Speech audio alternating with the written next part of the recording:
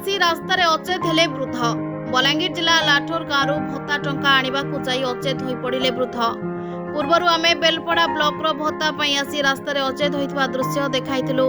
पुणी एही घटना परे सरकार वृद्ध वृद्धा मानक घर को जाई भत्ता टंका देवर व्यवस्था करथिबा बेले नियम को कड़ाकड़ी करथिले सरकार। किंतु एहर पुणी व्यतिक्रम देखिबाकु मिलुथिबा बेले लाठोर सेंट्रल बैंक को आज भत्ता टंका उठाण करबा पई जाइथिबा बेले वृद्ध जनक हठात तळे पड़ जाइथिले।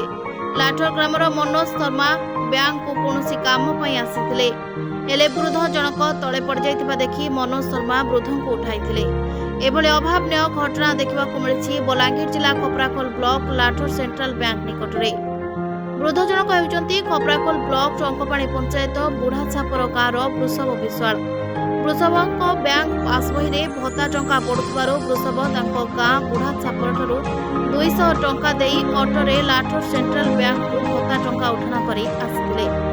अन्यपटे एभली वृद्ध वृद्धा को तांको पासबही रे न पकाई तांको हाथ रे भत्ता टंका प्रदान करबा पई दाबी होछि।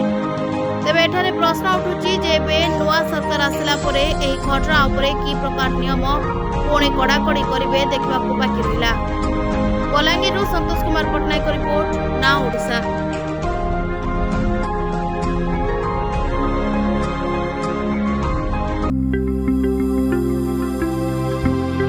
लेटेस्ट न्यूज अपडेट पाई www.naodisha.com को लॉगिन करंतु।